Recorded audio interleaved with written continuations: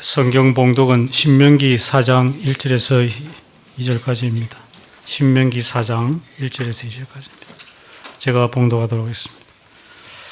이스라엘아, 이제 내가 너희에게 가르치는 규례와 법도를 듣고 준행하라.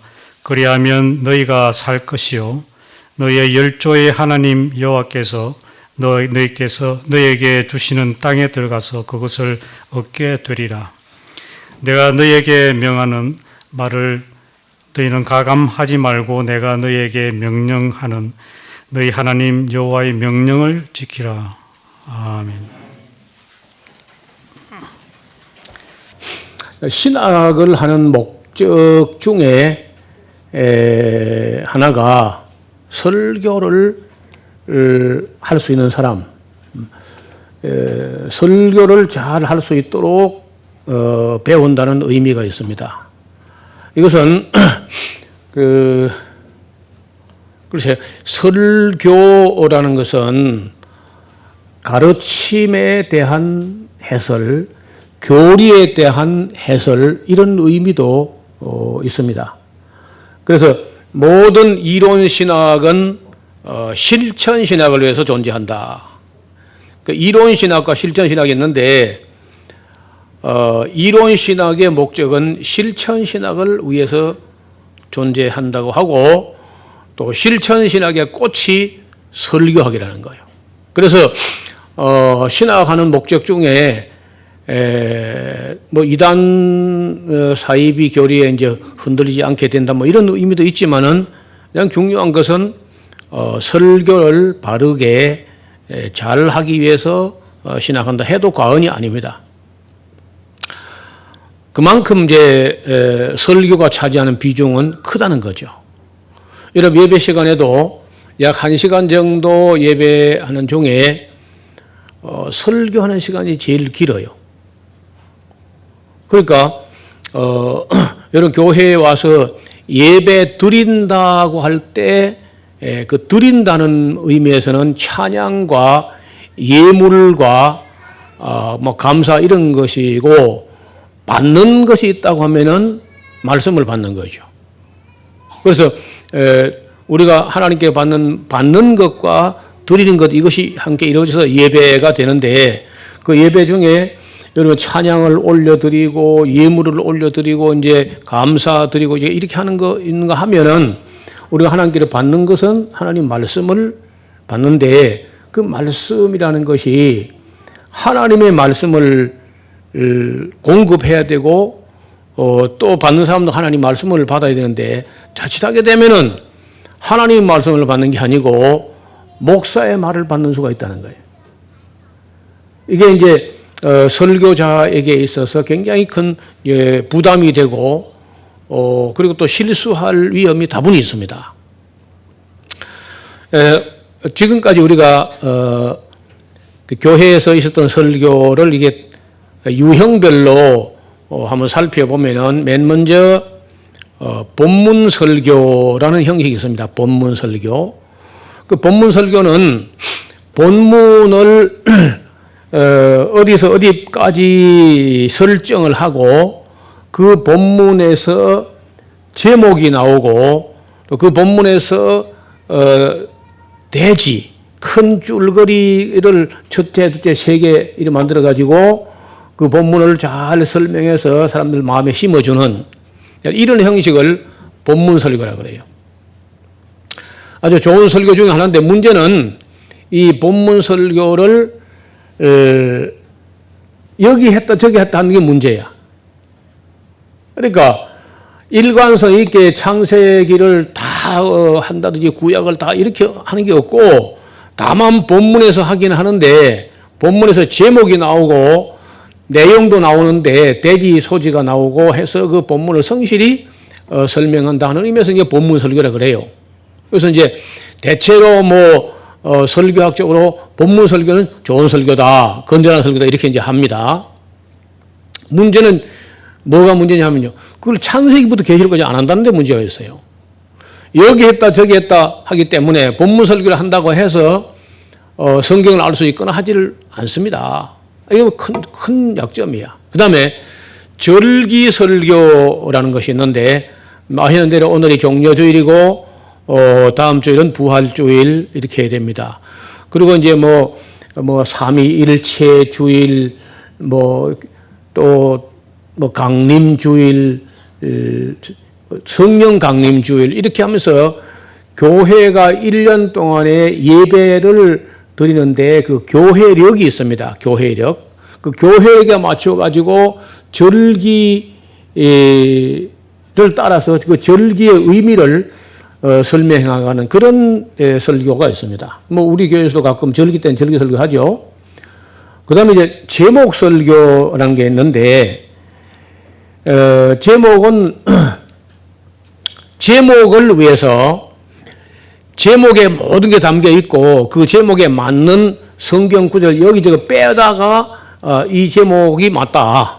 이렇게 하는 건데 그렇게 좋은 설교는 아니고 이건 하나의 그 목회자가 가지는 목적 설교를 할 수 있어요.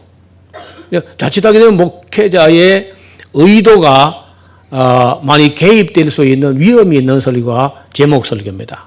우리 교회에서 잘 하지 않는 설교죠. 근데 교리 설교가 있는데 매우 중요한 설교이고 또 해야 될 일인데 문제는 딱딱하다는 거예요. 성도들이 별로 안 좋아해요. 또 성도들이 별로 안 좋아하는 설교를 억지로 하려고 하는 또 목사는 많지 않습니다. 따라서 교회 안에서 교리 설교는 거의 잘 이루어지지 않습니다. 따라서 성도들이 교리에 어렵고 교리를 안 배웠기 때문에 이단과 사이비가 오면 그냥 넘어가 버립니다. 이게 이제 교리 설교는 중요하지만은 딱딱하고 재미가 없어가지고 사람들이 이 딱딱한 그 교리 설교를 달가워하지 않기 때문에 목회자나 설교자가 잘 시도하지 않는다는 겁니다. 그 다음에 강해 설교라는 설교가 이제 등장하게 되는데 한국에서는 데니스 레인이라는 학자가 와서 한국 교회에다가 이걸 이제 심으려고 어저히 노력했습니다. 그래 했는데 우리나라에 정착이 됐느냐? 거의 안 됐습니다. 실제로 설교는 강해 설교가 참 설교다 이렇게 하는데 혹 이제 교회가 새벽 기도는 이제 매일 드리니까 매일 다른 설교를 이걸 할까 저걸 할까 준비하기 힘드니까 그냥 대개 시가서 정도를 하루 새벽에 한 장씩 한다든지 이렇게 이제 강해 설교를 해가는 교회는 들어있지만은 성경 전체를 강해하는 설교는 잘 없습니다. 어쩌다가 이제 로마서 강해라든지 갈라디아 강해라든지 이런 이제 무겁지 않은 책을 한두 권 이렇게 강해하는 정도 하지 66권을 다 강해하면 그게 대하 설교가 되겠죠. 그렇게 하는 교회는 거의 찾아볼 수 없습니다. 그리고 이제 강해 설교가 좋긴 한데 대부분 목사님들이 그 설교자들이 성경 해석은 무조건 성경보다 엄청나게 더 부풀게 뻥튀기 해야 되는 걸로 알고 한 절, 두 절 해놓고 3, 40분을 설교하는 겁니다. 강해 설교가. 그렇게 하게 되면은 굉장히 오래 걸립니다. 로마서 한 건 23페이지밖에 안 되는 걸 설교하는데 1년 걸린다든지 이렇게 해요. 한 구절, 한 단어 이런 거 가지고 아주 질력나게 설명을 해야 되니까 짜증나게 해버립니다. 여러분 전에 부산의 저쪽에 기장군 철마면에서 오는 가정이 있었잖아요. 집사님 가정이. 에스라우스 주방팀을 맡아 했는데 이경수 집사님 부부가 우리 교회로 왔을 때 그 부산 북부 끄트머리 이 부산시인대 안에 기장군이 있다니까. 기장군의 철마면에서 그 마을은 자동차가 더 이상 못 나가는 꼴짝이 끄트머리야. 거기서 거의 1시간 반, 2시간 걸려서 여기까지 오시길래 뭘 그렇게 먼 데까지 오시느냐, 그 교회가 없냐 하니까, 그게 자기 교회가 있다는 거예요, 자기 동네에. 자기가 어려서부터 잔뼈가 굵은 교회가 있다는 거예요. 그리고 뭐하러 그 먼 데서 그 본교회 놔두고 여기까지 오느냐 하니까, 그 목사님 설교에 짜증나고 질려서 온다고 하는 거예요. 그래서 이 집사님이 좀 고약한 집사님 같다. 무슨 설교에 질리고 뭐 짜증나냐. 그래 물어보니까 에베소서라는 편지 한 권을 가지고 5년을 했다. 5년을. 그래서 복 있는 사람은 하고 제목 하나 정하고 복 없는 사람은 이런 식으로 막 한 절을 가지고 막 한 달씩 두 달씩 이렇게 한다는 거예요. 그러니까 5년이 딱 걸렸다는 거예요. 그 얼마나 짜증이 나는지 예배 시간에 그 설교 하나 다 듣고 앉아는 게 막 고문이 따로 없다. 제가 그 말을 듣고 나니까 할 말이 없더라고요. 그래서 자기가 올 때쯤에 로마서를 시작하는데 15년 걸릴 게 확실하다는 거예요. 그래서 정말 짜증나서 자기가 어려서부터 섬겨온 그 예배당 앞을 밟아 지나서 주일날 그 부산시 기장군 철만면에서 마산까지 그건 2시간 걸리는데 온다는 거예요. 자, 그래서 이 강해 설교를 잘못하면 정말 짜증나게 합니다. 제가 들어봐도 짜증나게 너무 질질 끌면서 대시고 곱씹고 막 해가지고 여러분 고기가 아무리 맛이 있다 손 쳐도요 어디가 씹고 넘어가야 목에도 맛이 있지 너무 씹어버리면요 그 맛이 없어집니다. 그렇죠? 대충 씹어서 넘겨야지. 그러니까 성경 말씀도 적당하게 기록된 원 목적이 드러나면 끄덕여야지. 그래서 막 대시고 곱씹고 막 어린애도 아니고 막 짜증나게 되풀이하면요 그 정말 짜증나는 거예요. 강해 설교도 별로 우리 한국 설교자들에게 그렇게 어필하지 못했습니다. 그 다음에 시사설교라는 게 있는데, 우리 교회는 제가 지난 10년 동안에 시사설교 한두 번 했겠나, 말았겠나. 또 필요해요. 시국을 바라보는 안목이 성도들은 어떠해야 되느냐. 이런 걸 사실 제가 말하고 싶을 때가 들어있지만은 우리 교회에서는 특히 정치 사회적 설교를 싫어하는 경향이 좀 있다 그래 내가 들어보니까 많지는 않은데 몇몇 분이 그런 거 하면 다 그냥 귀 닫아버리고 예면해버리고 그런 말을 내가 듣고 제가 조심을 하는 편입니다. 시사 설교가 필요해요. 이 시국이 어지러울 때 혼란스러울 때 우리 교회 그리스도인들은 어떤 시각으로 바라봐야 하느냐. 당연히 교회가 바른 길을 제시하고 우리가 바로 생각할 수 있도록 해야죠. 시사설교. 그 다음에 이제 또 하나가 예화설교라고 성경 구절을 한 절 읽어놓고 제목을 정하고 그 다음에는 그 목회자가 하고 싶은 얘기를 하기 위해서 예화집이라는 게 막 이런 게 있거든요. 예화사전이 두께가 이런 게 있거든요. 그것을 찾아가지고 예화를 가지고 사람들이 감동을 주면서 이렇게 설교하는 게 있는데 이게 까딱하면은 또 역시 그 목회자의 의지와 욕심이 개입하기 쉬운 설교야. 예화 설교. 예를 들어서 뭐 11조 설교를 11조를 갖다가 잘 내게 하려고 설교한다면서 뭐 록펠레가 11조가 복 받았다 뭐 이런 손 거짓말 예화를 가져와 가지고 성도를 기만한다든지 이런 일을 한다는 거예요. 이것도 별로 그렇게 예화가 필요해요. 때로는 어려운 개념을 설명하기 위해서 아주 감동적인 그 이야기를 가져와서 설명하면서 본문을 납득시키는 그런 설교였습니다. 그 다음에 비유 설교, 예화 설교가 조금 다릅니다. 비유라는 말은 그 헬라어로는 파라볼레라는 말인데 그 파라볼레에서 영어에 패러블이 나와요. 패러블, 비유. 그 파라 하는 말은 곁에, 볼레는 놓다. 그러니까 굉장히 지금 어려운 개념을 설명하려고 하는데 익숙한 어떤 비유를 이야기를 갖다가 옆에 갖다 놓고 이야기는 이게 익숙한 게 이해되면서 어려운 것 자동 이해되는 그런 형식이 이제 비유 설교인데 예수님이 아주 뭐 비유 설교의 명수고 그 다음에 이제 그 에스겔이 그래 비유를 잘해요. 에스겔. 그래서 에스겔이 비유쟁이라 하는 별명을 얻을 정도로 비유를 많이 합니다.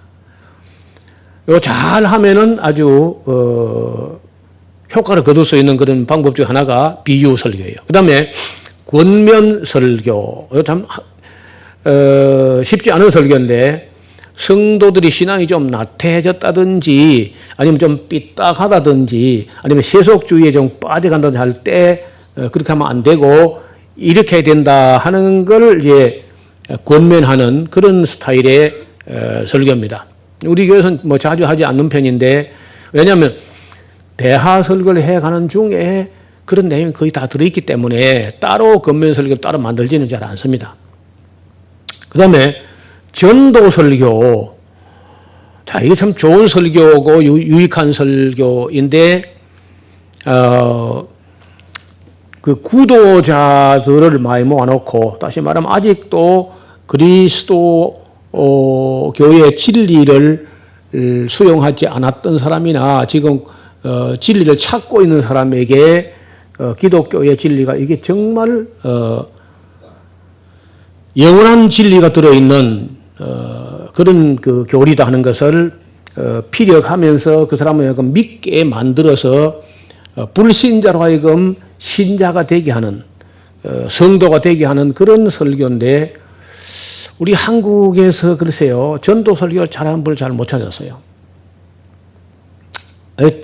D.L. 무디 같은 분이 이제 전도 설교의 대가라고 알려져 있습니다.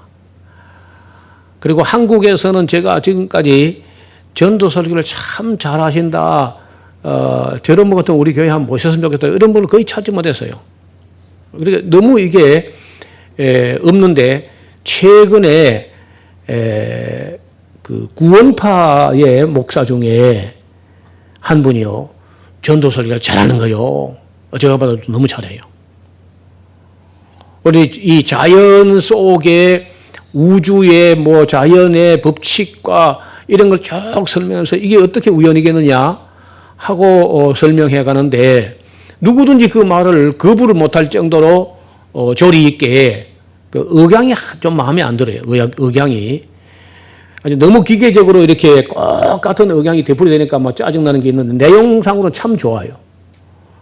그래서 저도 그걸 좀 배워봐야 되겠다. 그런 생각을 갖고 있는데 전도 설교 이게 참 중요합니다. 그래서 전도 설교는 언젠가 우리가 봐서 제가 전도지나 전도 소책자가 만들어지면은 우리 교인들이 함께 다 한번 훈련을 받아가지고 해봤으면 좋겠다.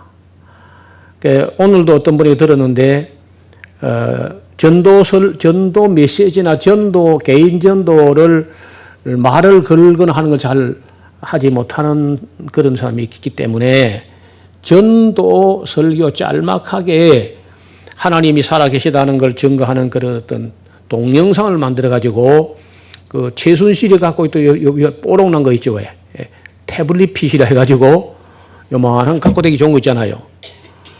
여기다가 이제 영상을 만드는 거예요. 전도 영상을 뭐 길어야 5분 정도. 그래가지고 이 같이 한번 보시라 하고 이 탁 하면요 동영상이 나오는 겁니다. 그 누구든지 그 틀어줄 수 있잖아요. 그러면서 이거 봐라 하나님이 어떤 분인가 살아계신다. 뭐 이렇게 이제 절대 우연이 아니고 하나님 계신다. 이렇게 하는 하려고 한다는데 놀랍게도 이단이 그렇지 않은가? 이단이 교회가 만든 건 아직 내가 본 적이 별로 없고 이단 사이비에서 그런 걸 만들어 가지고 멋지게 활용한다는 거예요. 그래서 우리가 더 멋지게 한번 만들어 봐야 되겠다. 그런 생각이 듭니다. 어떻든 이 전도설교는 교회까지 모셔왔다면은 뭐 좀 긴 시간 해도 괜찮아요. 한 30분, 40분, 1시간짜리 되어도 내용만 있으면 들을만 한데 사람이 뭐 가정을 방문했거나 길에서 누굴 만났거나 할 때 너무 길면 안 되거든요. 길면 또 짜증나니까. 그래서 짤막하면서도 집에 가서 도대체가 고민돼서 견딜 수 없도록 이렇게 만드는 어떤 그런 걸 그런 영상물을 제작할 필요가 있다는 거죠. 예를 들어서 뭐 여러분 그 텔레비전 방송에 보면은 그거 4, 5초에서 10초도 안 되는 그 짧은 기간에 광고물을 만들어 가지고 물건을 팔아먹는 거죠. 그런 거 제작하는데 한 1분짜리 제작하면요, 몇 천만 원이 들어요. 그런 광고물을. 그런 걸 팔기 위해서는 그렇게 어마어마한 경비 들어가지고, 영상물을 만들어가지고 화려하게 자기들 팔아먹는데, 우리가 이 전도함에 있어서 그런 방송인들이라든지 뭐 이런 사람하고 잘 연구해가지고 좀 좋은 영상을 만들어가지고 태블릿 PC, 그 스마트폰도 너무 작으면 그렇지만은 화면이 큰 거는 괜찮다는 거죠.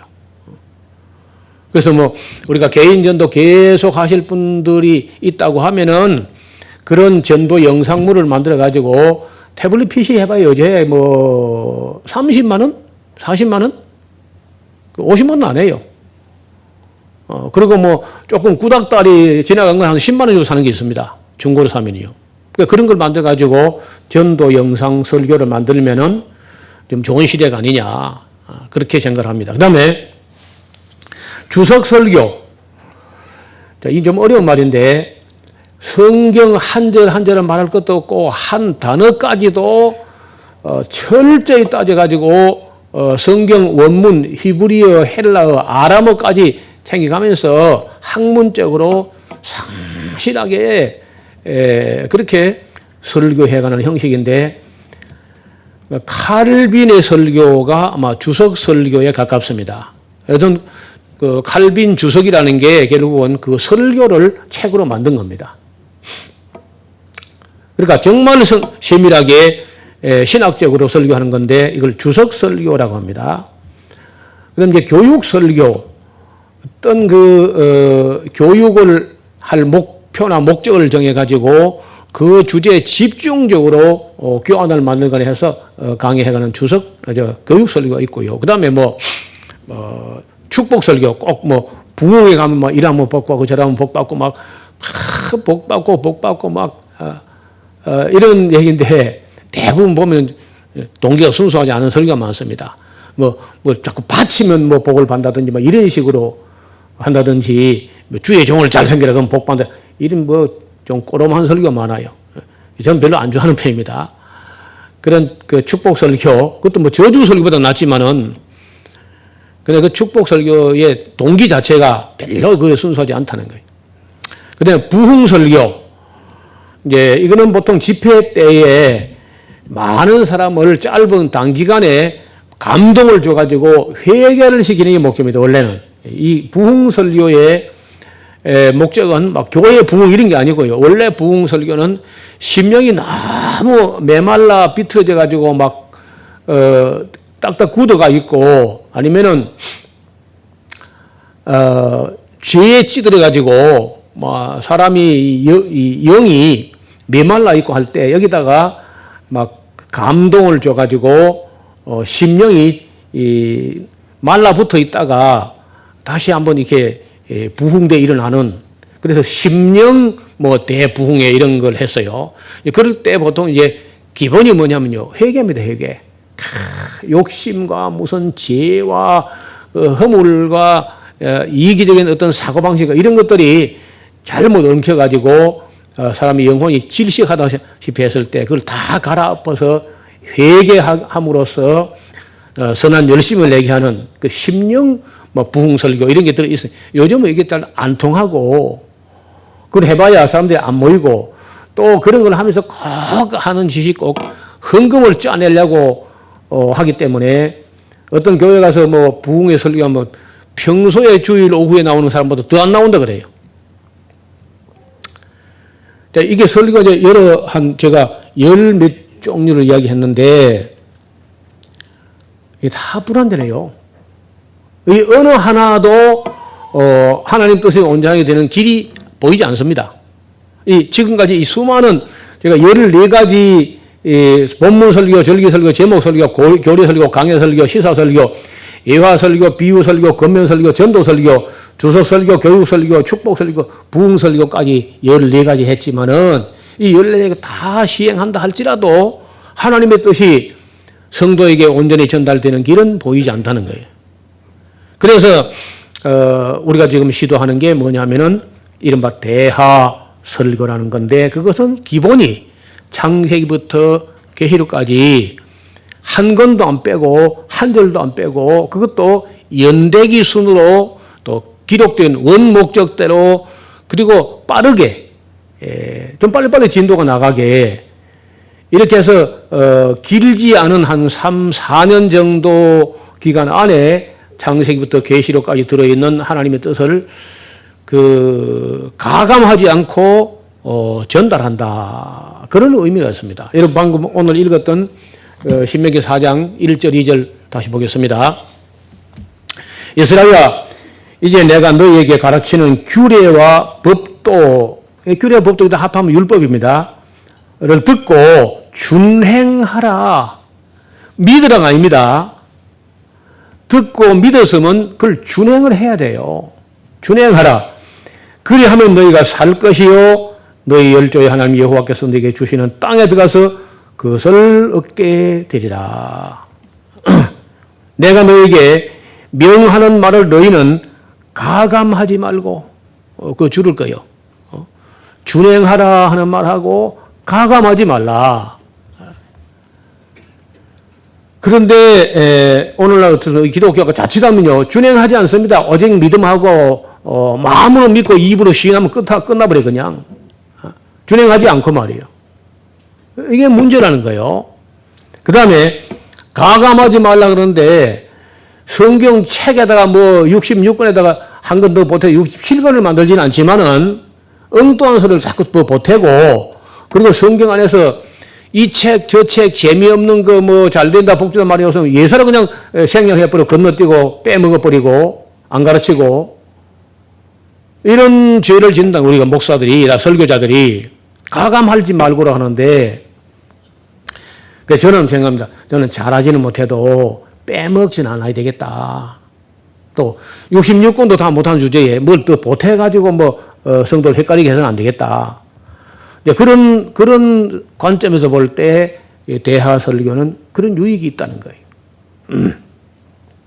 그 다음에 12장 32절 신명기 12장 32절 다시 보겠습니다. 몇 장 넘기면은 12장 32절에 다시 한번 말씀하시기를 내가 너희에게 명하는 이 모든 말씀을 너희는 지켜 행하고 믿기만 하는 게 아닙니다. 지켜 행하고 그것에 가감하지 마라. 그래 우리 샤론 교회가 비록 잘하는 거 아무것도 없지만은 그래도 가감하지 않으려고 성경 66권에 67권을 만들거나 또 이것저것 빼먹고 재미없다고 빼먹고 딱딱하다고 빼먹고 이렇게 하지 않고 그리고 또 이야기가 되도록 연대기 순으로 재구성해서 노닥거리지 않고 한 4년 정도면은 계시록까지 다 창세기부터 전하려 하는 그런 의지를 우리가 갖고 있는 겁니다. 자, 그다음 일반 설교 지금까지 보통 일반 교회 설교가 무슨 문제가 있느냐? 첫째, 평생 설교를 들어도 성경을 다 알 수가 없어요. 이게 문제라는 거죠. 두 번째, 성경을 또 알아진다고 해도 매우 부분적으로 알게 됩니다. 매우 부분적으로. 세 번째, 자칫하면 설교자의 의지와 욕심이 개입된다는 거예요. 설교 안에. 저도 사람인지라 혹 그럴 수 있겠다 싶어서 깜짝깜짝 놀래고 다시 저 자신을 돌아보고 이렇게 합니다. 목회자의 욕심이나 의지가 설교에 묻어 들어가는 거 아니냐. 그 다음에 성경에서 벗어나는 소리를 잘못하면 많이 해요. 성경에 없는 얘기를 또 자꾸 한다는 거죠. 그 다음에 성도들의 세속적 욕구에 부응하려고 하는, 쉽게 하면 성도들이 비위를 맞추려고 하는 설교를 하게 됩니다. 하나님의 뜻을 따라한 게 아니고 성도들이 이런 말 하면 좋아하겠지, 저런 말 하면 좋아하겠지. 제가 한국에서 손꼽는 명설교가가 목회자를 앉혀놓고 강의한 걸 제가 들었는데 뭐라 하느냐. 자기가 설교를 해놓고 강의를 해놓고 쉬는 시간에 이렇게 성도들이 메모한 걸 보니까 성도들이 뭘 좋아하는 거 알겠다라는 거예요. 그래서 성도들이 뭘 좋아하는 걸 살펴서 그 좋아하는 쪽으로 설교를 해간다. 글쎄 그 잘하는 건지 잘 모르겠어요. 이걸 이른바 마케팅 원리라 그럽니다. 그 미국의 유대인 그 학자 중에 피터 드러크라는 사람이 개발한 건데 마케팅 원리. 그 고객의 니드를 채워주라는 겁니다. 그러면 교회가 부흥된다 하는 거예요, 이제. 그럼 심리학이지, 그게. 마케팅이지, 설교라고 할 수 없는 건데, 그럼에도 불구하고, 윌로 크릭 교회에 빌 하이벨스 목사가 그 설교를 해가지고 교회가 크게 성장해서 미국서 메가처치가 됐는데, 문제는 그렇게 해가지고 숫자적으로는 굉장히 많이 불어났는데, 그 성도들의 삶의 질에 있어서 그들이 얼마만큼 마음을 다하고 성품을 다하고 힘을 다해 하나님 사랑하는지 또 얼마만큼 이웃을 사랑하는지 체크해 보니까 빵점이 나오네요. 빵점이. 그래서 그 빌 하이벨스 목사가 부목사 둘에게다가 미스젠을 준 겁니다. 우리 교회는 좀 바로 가고 있는지 한번 점검을 해봐라. 해봤더니 그런 한치도 숫자만 늘어났고 재정 규모만 늘어났지 성도들의 삶이 하나님 사랑, 이웃 사랑으로 성장하고 성숙한 모습은 보이지 않았다는 겁니다. 그래서 그 빌 하이벨스 목사가 우리는 실패했다고 고백을 했습니다. 그랬더니 온 미국이 발칵 뒤집혔는데 그럼 빌 하이벨스 목사의 윌로 크릭 교회가 실패했다면 누가 성공했단 말이냐? 우리 다 실패한 거 아니냐 그러면은. 그래서 이 성도의 욕구에 부응하는 설교, 성도들이 좋아할 만한 말만 해줘가지고 거기 사람들이 이제 모여들다. 제가 에스라하우스 오는 저와 같이 공감하고 성경을 가르치려고 하는 목회자들이 가끔 이게 토로하는 고충이 뭐냐 하면요. 성도들이 뭐라 하냐면 성도의 세상이 너무 힘들기 때문에 그 성경 이야기 하나님 입장만 잡고 이야기하지 말고 거짓 위로도 좋으니까 위로를 좀 해달라 하더라고요. 성도들이. 거짓 위로도 좋으니까 좀 교회 와서 마음 쉬고 위로받게 해달라. 이렇게 주문한다는 거예요. 그럼 어떻게 해야 될까 묻는데 나도 입장이 곤란하더라고. 어떻게 하면 되죠? 거짓 위로도 해줘야 되나? 자, 그래서 부담되거나 딱딱하거나 교리거나 어렵거나 하는 거 싫고 그냥 막 교회에 오면 뱃살 잡고 웃겨주고 그냥 아무 부담 없이 이렇게 위로받고 스트레스 풀고 이렇게 갔으면 좋겠다. 이런 식으로 교회가 흐른다는 겁니다. 그런 고백을 토로하는데 참 딱한 얘기죠. 또 그래도 안 하면 이 교회는 은혜가 없다 그러면서 감동이 없다 그러면서 딴 데로 간다는 거예요. 그리고 어려운 얘기죠. 그 다음에 성경에 이 일반 설교는요. 성경의 많은 부분이 배제되고 있습니다. 목회자, 설교자로부터 외면당하고 버림받고 소외되고 잘된다 복된다 그런 말씀은 설교가 되는데 수많은 말씀들이 배제된다는 거예요. 이것은 또 하나의 위험이죠. 그 다음에 하나님의 뜻이 온전히 전달 안 될 수가 있습니다. 일반 설교를 가지고는 하나님의 뜻 전달 안 되고 까닥하면은 목회자 설교자의 욕심이 전달되거나 아니면 성도들의 욕구에 부응하는 그 성도들의 비위를 맞추는 설교로 흘러갈 위험이 다분히 있다는 거예요. 그 다음에 8번째, 목회자가 매주일마다 고민이 다음 주에 뭐를 설교할 것인가 고민합니다. 월요일 하루 목회자가 쉬는데 화요일부터 고민되는 거예요. 어떤 목사님은요, 금요일 주부로 만들었는데 금요일 때까지 가서도 설교 제목도 안 떠오르고 내용도 안 떠오른다. 아니 눈앞이 캄캄해진다는 거예요. 그럼 어떻게 하느냐? 인위적으로 인간이 인위적으로 설교를 만들어내야 돼. 설교를 막 만들어냅니다. 뭐 재미있는 설교, 감동적인 설교 하기 위해서 막 예화를 어디 빌어다가 그 심하게 되면요, 한국 교회 유명한 설교자의 설교를 인터넷에 구해가지고 표절하게 된 거예요. 표절 정도가 아니고 그대로 그냥 도용을 하게 돼요.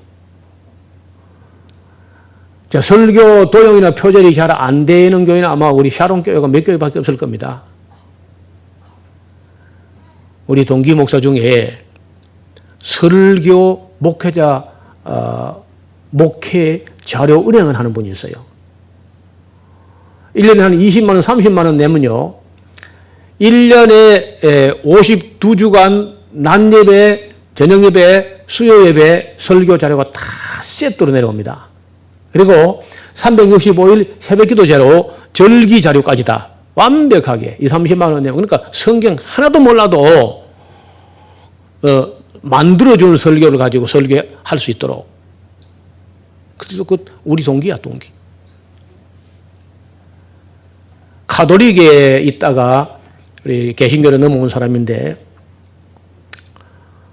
그 자료가요, 미국 교회까지도, 미국에 있는 한인교회까지도 그 자료가. 그래서 어떤 설교 들어보면요, 똑같습니다. 이 교회, 저 교회가 똑같은 거야. 그래서, 어떤 교회 들통이 나가지고 그게 목회자가 그냥 옷을 벗어야 되는,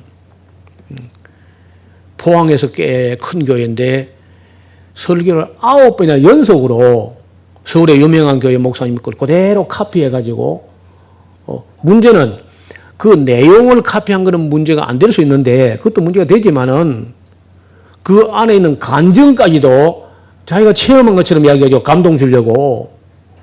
근데 그 인터넷이 발달되니까 바로 들통이 나가지고 목사님이 그 사표 내고, 큰 교회입니다. 몇천 명 드는 교회인데 사표를 내고, 그런 큰 일이 있었습니다. 우리 진주에 가면요, 우리 교단 교회, 진주교회라는 교회가 있어요. 평안동에. 담임 목사님 남예배 설교, 저녁에 헌신예배 설교 내용이 똑같은 겁니다. 제목은 달랐는데 내용이 똑같아 버렸어. 그리고 온 교회 누가 진짜냐? 아니면 둘 다 가짜냐? 해가지고 이것도 막 큰 문제가 됐습니다. 그러니까 알고 보니까 둘 다 누굴 카피한 거야.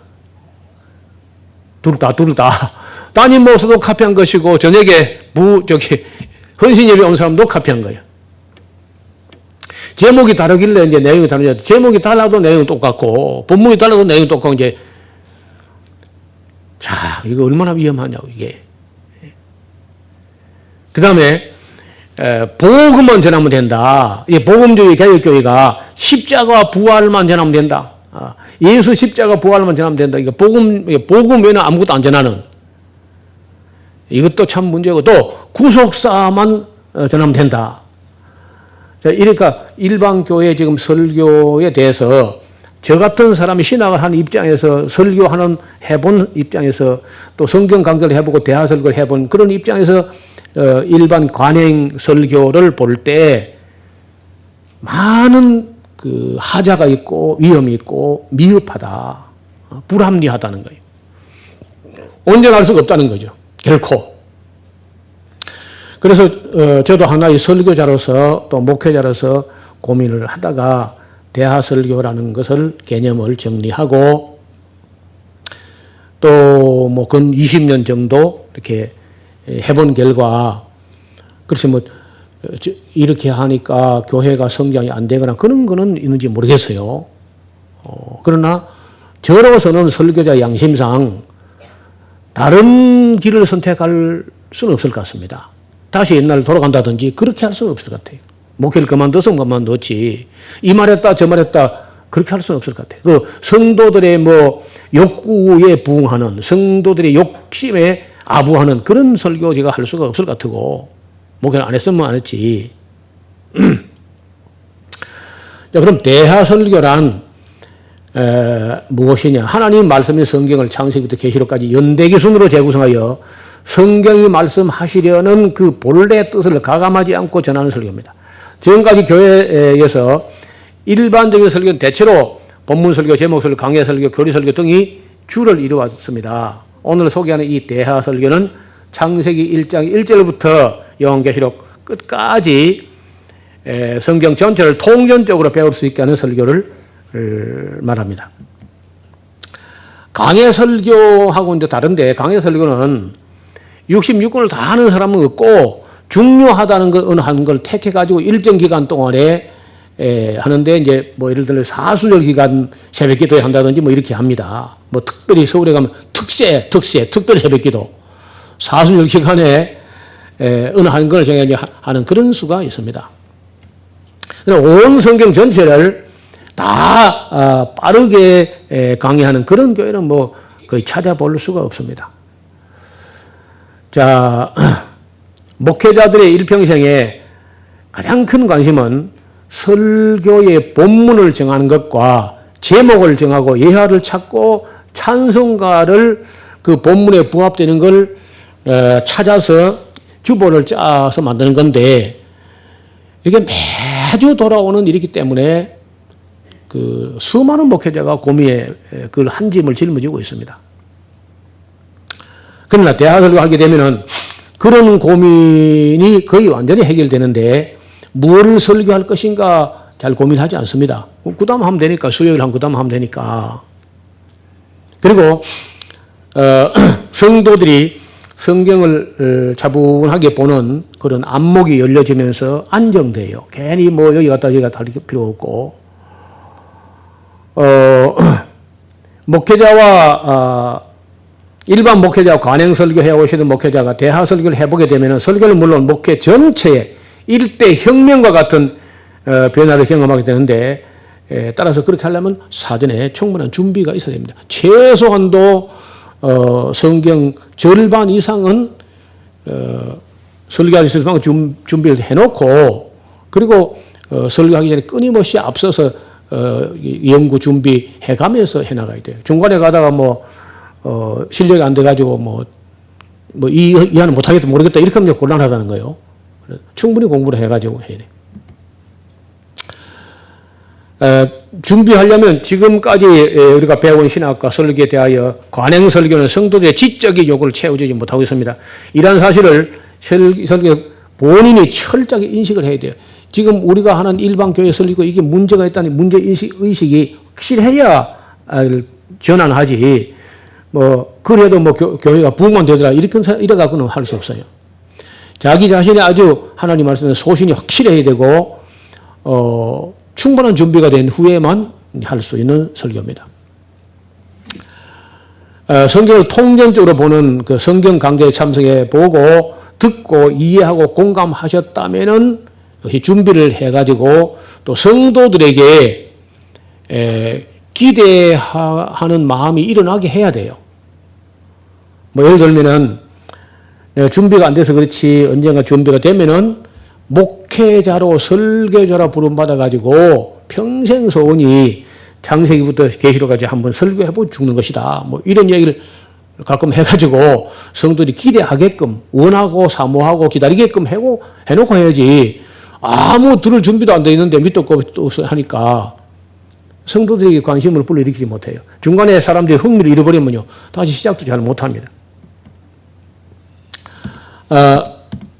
이건 늘 하던 얘기니까 어떤 유익이 있느냐 하는 것인데,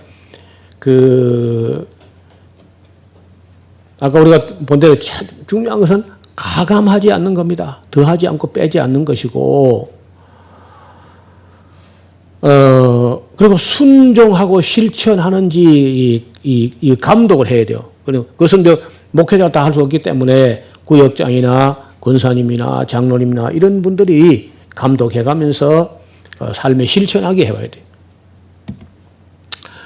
왜곡하지 말라. 말씀을 자기 목회자, 설교자, 자기 욕심, 자기 뜻에 맞추려고 말씀 비틀지 마라. 여러분 이 베드로 사도가 한 말인데, 억지로 풀지 말라는 말을 했는데, 억지로 푼다는 말이 원어에 보면요 비틀지 말라, 스트레볼로라는 말로 쓰고 있어요. 영어로는요 트위스트 하지 마라 이렇게 있습니다. 트위스트를 하지 말아라. 하나님 말씀을 이 비틀어 가지고 목사 자기를 섬기게 한다. 이렇게 하지 말라는 거예요. 비틀어 가지고. 근데 내가 들어볼 때는 많이 있어. 이게 이런 설교가. 억지 해석이 많다는 겁니다. 성경이 원래 그 본문이 말하는 그 목적대로 하지 않고 살짝 비틀어 가지고 목회자 자기 욕심을 채우려고 하는 그런 설교가 많이 보여요. 치우치지 말라. 좌로나 우로나 치우치지 말고 새 것과 구약으로 치우쳐도 안 되고 신약만 해도 안 되고 새 것과 옛 것을 그 곳간에서 꺼내오는 그 집 주인과 같아야 된다. 이렇게 예수님 말씀이었습니다. 그 다음에 뭐 자꾸 이거 혼합하지 말라는 거예요. 어떤 사람들이 에스라 성경 강좌에서 성경 보는 눈이 열렸대요. 굉장히 이제 좋다는 겁니다. 그래 놓고는 교회 가서 어떻게 하느냐. 성경 가르친 거는 에스라처럼 하고 신비주의는 또 방언 목회를 해가지고 요거 둘을 딱 합하면 아주 딱 맞다 하면서 뒤섞어가지고 그래서 제가 이 방언이라는 이 잘못된 이런 행식을 완전히 작살내지 않으면은 여기 왔다가도 결국 결론은 방언을 빠져요. 심지어 목회자라도.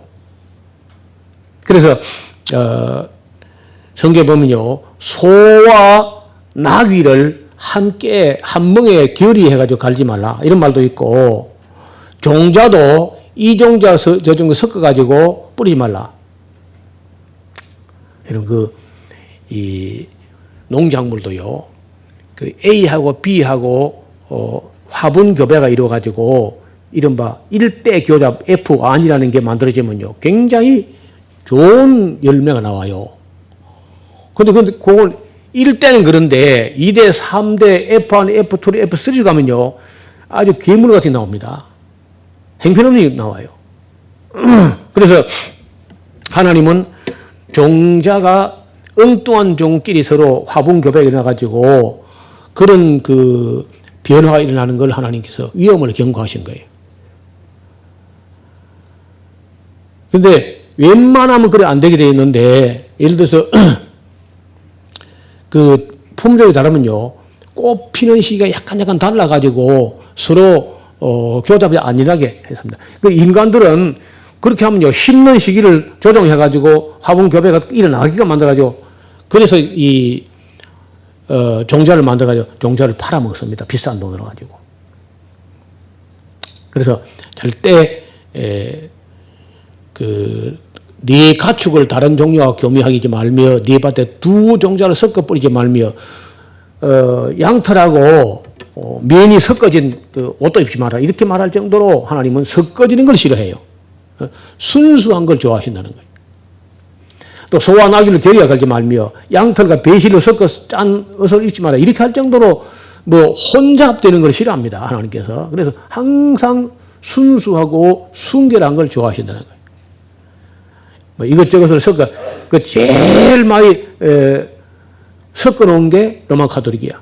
만국 종교 혼합주의, 싱크리티즘이라고 별별 종교적 요소를 갖다 묶어가지고 마치 통일교처럼 만들어가지고 모든 종교를 다 통합한 것처럼 이렇게 하는 걸 하나님이 제일 싫어한다는 거예요. 그래서 정말 순수하고 순결하게 그렇게 보존되기를 원하시기 때문에 혼합하지 말아라. 다른 종교에 있는 여러 가지를 끌어와다가 혼합하지 말라는 거예요. 그 다음에 설교 시간에, 예배 시간에 설교를 가지고 꾸짖는다든지 책망하는 건 옳지 않습니다. 디모데전서 5장 1절에 늙은이를 꾸짖지 말고 권하되 아비에게 하듯하며, 디모데가 아시는 대로 젊단 말이죠. 젊은 사람이 자기가 주의 종이다 해가지고 연세 많은 어른들 놓고 막 책망을 퍼붓는 그런 거 하면 안 돼요.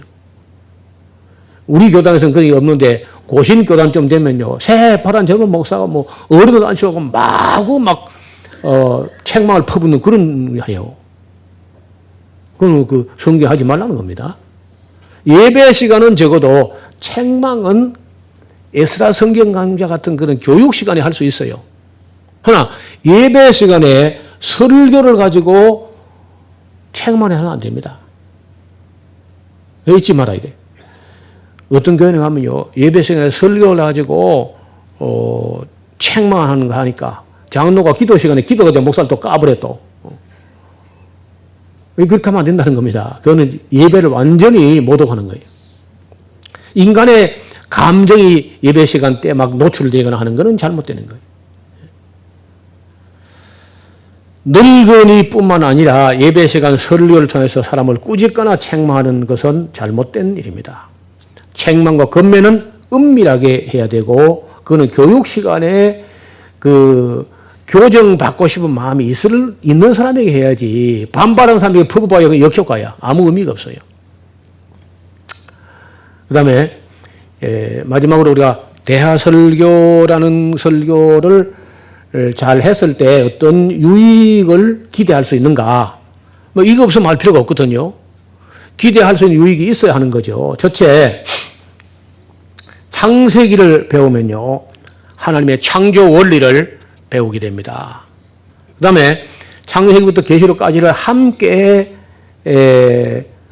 읽어가면서 생각하면서 해석하면서 적용하면서, 그러니까 일반적으로 해석해가지고 이것이다 저것이다 첫째 이것이고 둘째 이렇게 하지 않고 저와 여러분이 함께 창세기 읽어가면요, 해석을 함께 하는 겁니다. 같이 생각해 보면서 같이 음미하면서 같이 느끼면서 이렇게 가는 거예요.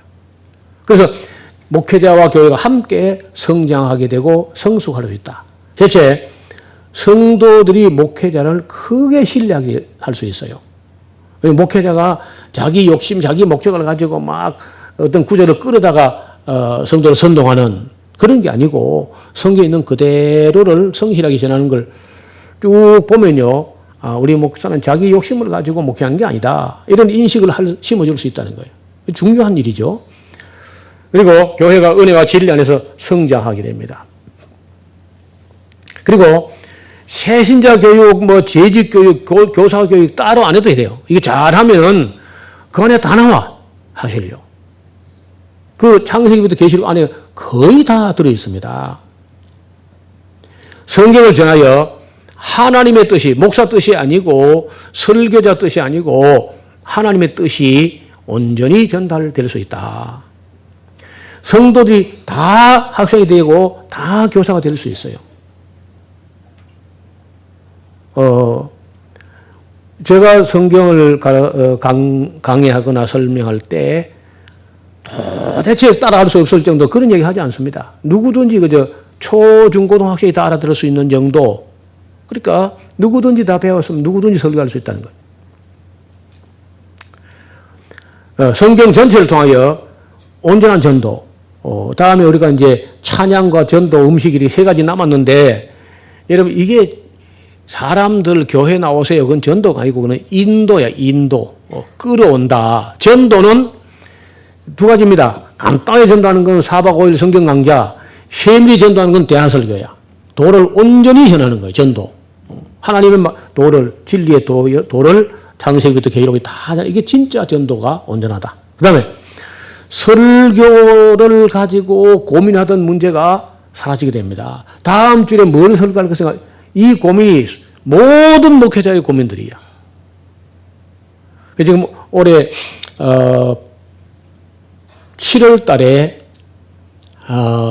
경주에 있는 구정교회라고, 전에 제가 갔던 교회인데 거기서 다시 와달라. 제가 리콜을 당한 거예요. 리콜. 지난번에 하자가 있었는지 다시 리콜을 당해가지고. 그런데 종교개혁 500주년에 즈음하여 우리 한국교회는 어떻게 달라져야 될 것인가 하는 문제를 경주 구정교회 교육부에서 주관해가지고 강사 선정을 하려고 애를 써봤는데, 결국은 에스라우스 노호 목사를 전에 불러봤는데 그때 너무 시간이 짧았거든요. 그래서 저녁 시간에는 성도들, 경주 시내 온 교회에다 강구해가지고 성도들 대상으로, 낮 시간에는 경주 지역 내에 목회자를 다 불러 모으고 교회가 점심을 대접하면서 우리 한국교회가 500주년에 종교개혁 500주년에 이렇게 달라져야 하지 않느냐, 그런 목회자 간담회 식으로 준비를 하겠다. 그래서 며칠 전에 다녀갔어요. 저도 이제 준비를 하고 있습니다. 설계, 그래서 그때 아마 제가 강조할 게 우리 한국 모든 교회가 대화 설교를 한번 해보자. 이렇게 건면할 참이에요. 그 다음에 성경 본문에 대한 충분한 연구를 할 수 있어요. 뭘 설교할 것인가 그런 고민할 시간에 성경 원문도 보고 번역 비평도 해보고 그 성경 본문 공부를 충분히 할 수 있다. 큰 장점이에요. 그 다음에 성도들은요, 연속극을 보는 것처럼 쭉 연장되기 때문에 이해가 됩니다. 이 말했다 저 말했다 하면 정신이 없는데 연속극처럼 쭉 나가니까 전에 들어온 게 있기 때문에 그 연장선상에서 얼마든지 이해할 수 있다는 거예요. 그 다음에 성도들이 성경을 바로 알게 되므로 이단과 사이비 종교를 능히 이기게 돼요. 성경에 기록된 원 목적을 제대로 알아버리기 때문에 이단 같은 사이비 같은 그런데 잘 흔들리지 않습니다. 그 다음에 성도들이 직접 같이 성경을 보면서 하나님의 심정을 헤아리게 된다. 굉장히 중요한 대목입니다. 그 다음에 성도들의 의식 속에 성경적 세계관이 정립된다. 왜냐하면 역사순으로 연대기순으로 쭉 보니까 성경은 역사와 함께 해왔고 역사를 예언하고 성취하고 역사의 방향을 계도해 왔기 때문에 성경적 역사관이 정립된다는 거예요. 그 다음에 성경적 역사관, 성경적 가치관, 성경적 세계관 이런 것이 쭉 정리가 되는 성도 신앙이 균형을 이루면서 성숙한다.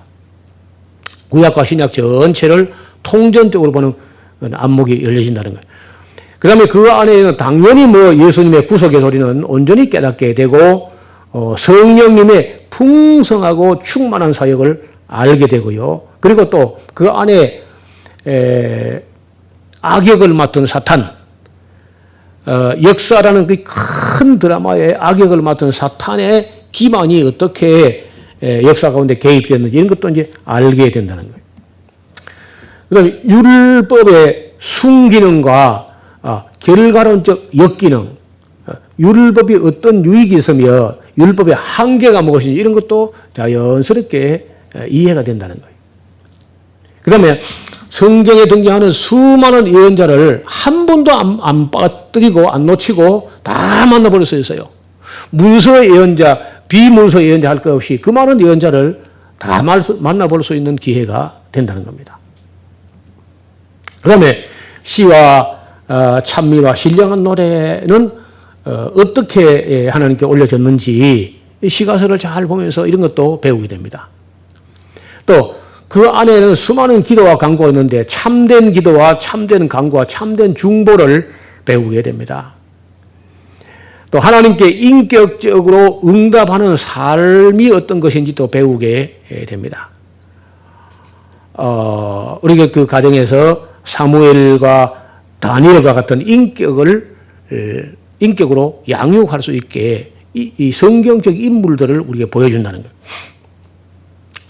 청년들이 자신의 사명을 스스로 성경을 어느 부분적으로 안 보이는데 여러분 창세기부터 계시록까지 제대로 봤다면요. 그 중에서 그 말씀 안에서 여러분을 무슨 소명으로 부를 수 있어요, 하나님이. 말씀을 듣는 중에 나는 하나님 앞에 이 일을 하기 위해서 태어난 것 같다 하는 부름을 느낄 수 있다는 거예요. 그 다음에 영적 분별력으로 세상을 이기는 사람들이 됩니다.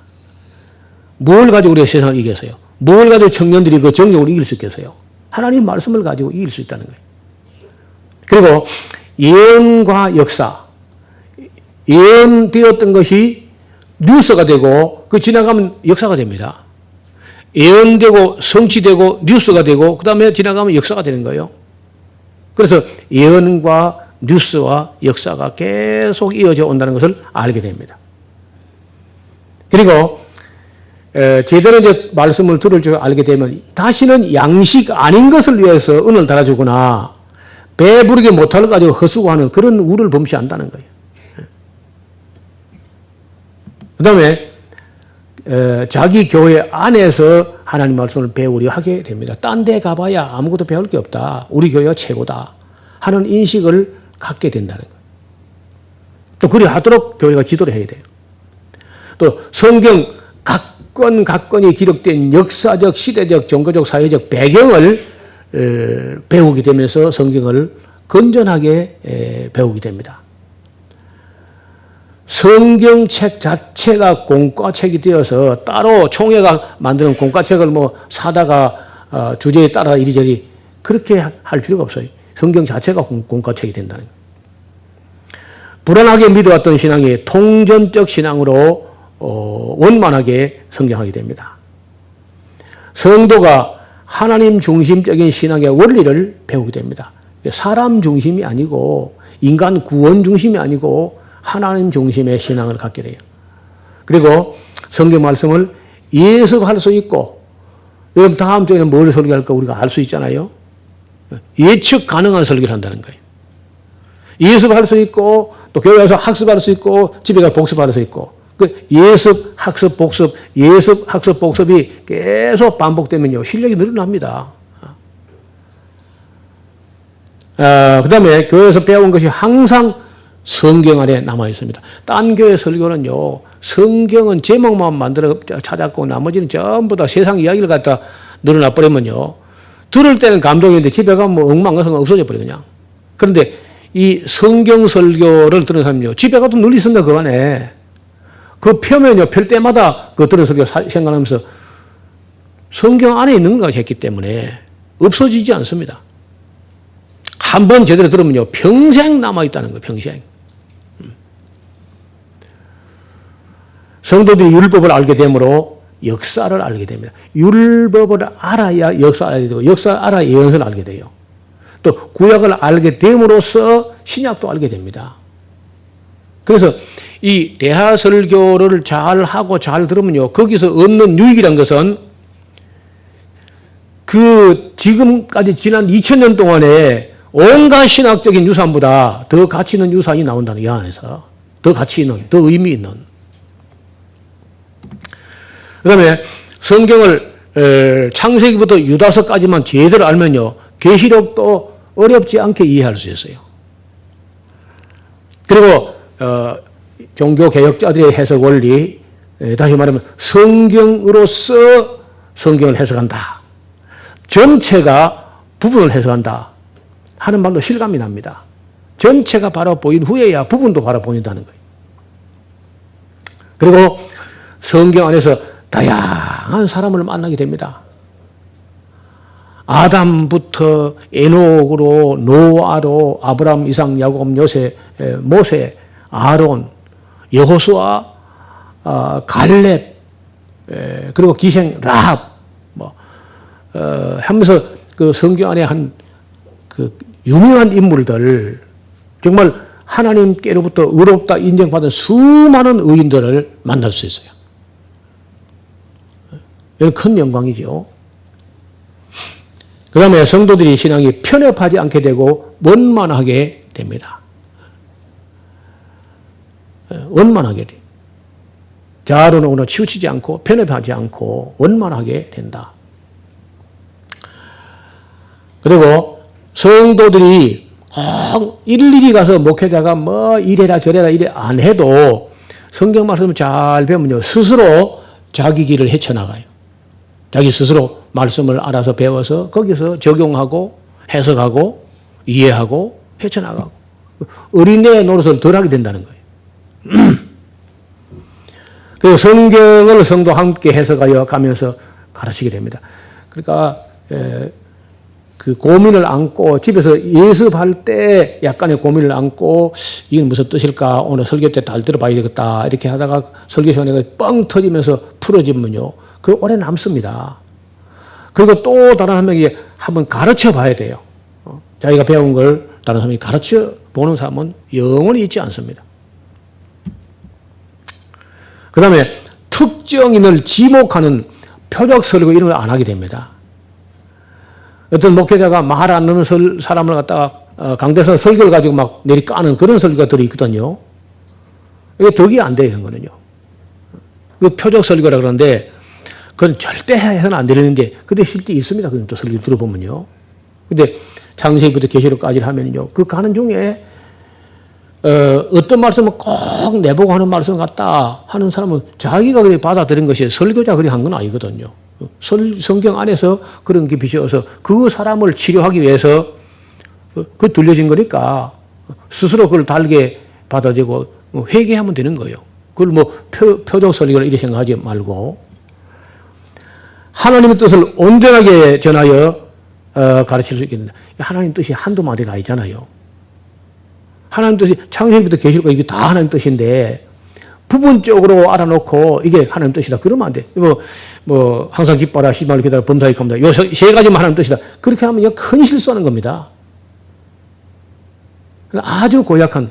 그러니까 항상 기뻐라, 뭐 시마를 기다려, 범사에 갑니다. 이것만 하나님 뜻이다. 이렇게 하면 이건 큰일이라는 거예요.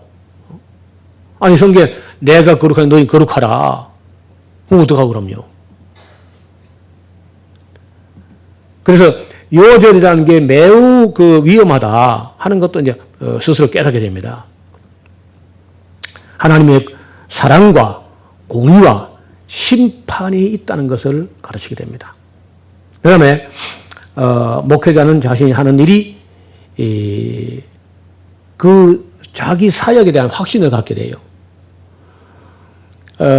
그저께 에스라서 홈페이지에 보면은 창가 후 간정방에 성결교단의 젊은 목사님이 에스라 성경 강좌를 몇 번 참여하고 그리고 부목사인데도 자기 교회에서 그 성도들을 모아놓고 매주 모임을 가지면서 어떻든 열심히 해가지고 계시록까지 끝을 낸 모양입니다.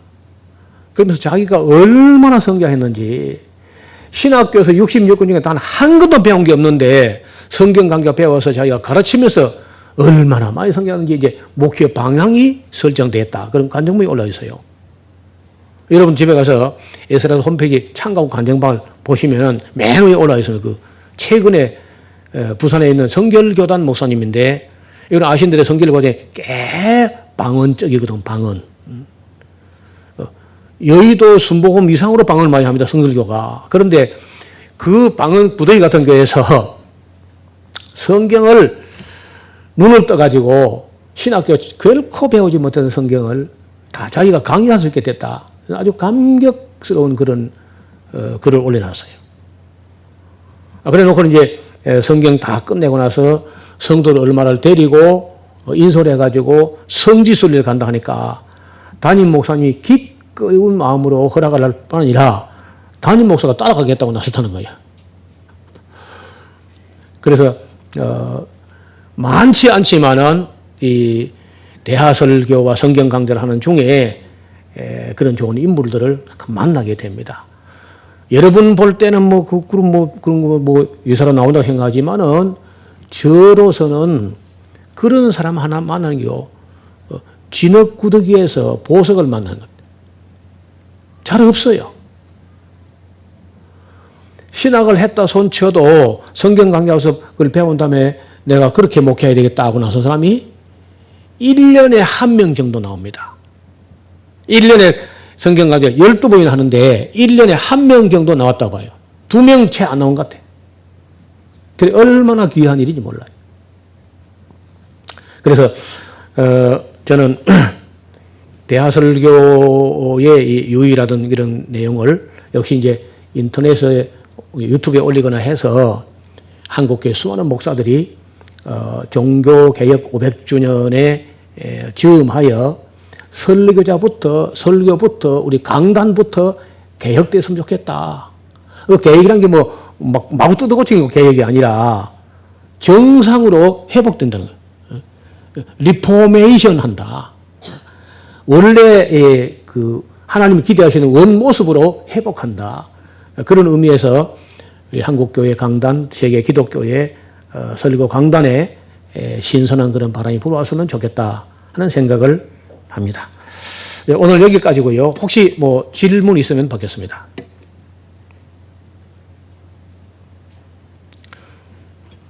지난 시간에도 아무 질문 안 하시더니 오늘도 안 할 거예요?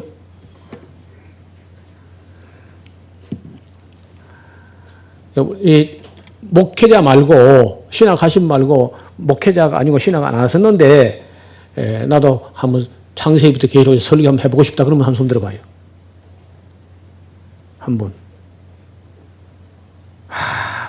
두 분, 오케이. 두 분 또. 세 분, 예. 하지만 세 분밖에 없어요. 그래도 한 30명 나오지, 그래도. 한 30명. 예. 그런 하고 싶은 마음이 있는 사람은요, 틀림없이 할 수 있을 겁니다. 할 수 있거든요, 무슨 말이냐. 믿는 자에 능치 못함이 없는 거예요. 그래, 해보면은, 정말 이 진리가 이렇게 값진 것이다. 이렇게 이제 인식을 하면서, 농사에 수고하는 농부가 임금보다 양식을 먼저 받는다. 그런 말씀이 있어요. 성경에. 마찬가지로 그 대하설교를 해보면은 설교자가 설교 준비하면서 그 눈물로 준비하게 됩니다. 감격함으로. 어느 정도까지는 한 60, 70% 정도가 유튜브에 올려져 있기 때문에 여러분 참고도 할 수 있고 또 그 대하설교 녹취록도 있고 여러분 또 우리 샤론교회 제가 어떻게 하는지 늘 들어왔잖아요. 아, 저런 어려운 부분을 저렇게 이야기하는구나. 뭐 그렇게 했기 때문에 여러분도 한번 어디에서 만들든지 여러분의 사역 현장, 여러분이 하나님의 말씀을 전할 수 있는 현장을 만들어 보시라고. 뭐 구역을 만들든지 아니면 제자반을 만들든지 아니면 전도처를 만들든지 뭐 교회를 개척하든지 또 해봐야 돼. 가만히 있고 설교해 주는 것만 얻어먹고 아멘하고 잊어버리고 하면요. 그건 발전이 없어요. 한번 해봐요. 뭐 5명, 10명 앉혀놓고도 가능해요. 지리산에 가면요. 산청, 함양, 거창, 합천 이런 데 가면은 성도 전체 수가 5명, 10명에도 많이 있습니다. 그래도 그걸 버리지 못하고 목사님들이 묵묵히 자리를 지키고 있어요. 그래서 구역에서 모여서 그냥 리더가 리더해 가는 스타일도 있고 읽고 서로 디스커션 하거나 디베이트 하는 수도 있고 그렇게 할 수 있습니다. 그것이 잘 되면 교회로 성장하는 수도 있죠. 울산이 그래서 교회가 교회로 갔잖아요. 예. 그래서 소문 들어보니까 울산 샤론교회가 2교회가 됐다네요. 그래서 이걸 박수로 쳐야 될 것인지 우리가 할 건지 잘 모르겠는데 제가 그런 경우에 또 인위적으로 막 억지로 막 그 밀어붙여가지고 하지 않습니다. 아시죠, 여러분? 오사카에서도 한때 이렇게 조금 나눠져 있었는데 가만히 있었죠, 저는요. 자연스럽게 다시 화합됐어요. 그거 얼마나 감사한 일입니까? 억지로 제가 나서가지고 그래 하지 않아도 울산도 저는 그래 기대하고 있어요. 지금은 잠깐 이렇게 서로 불편해서 나눠져 있다는데 한국 교회는 나눠지면 둘 다 큰 원리가 있었기 때문에 그래서 크게 염려 안 하고 있습니다. 그러나 분명한 것은 우리 샤론 교회가 성경 말씀을 이렇게 창세기부터 계시록까지 하는 중에 벌써 꽤 여러 교회가 개척됐죠. 10년 동안에. 그리고 모든 교회가 저는 그렇게 되어 있는 거예요.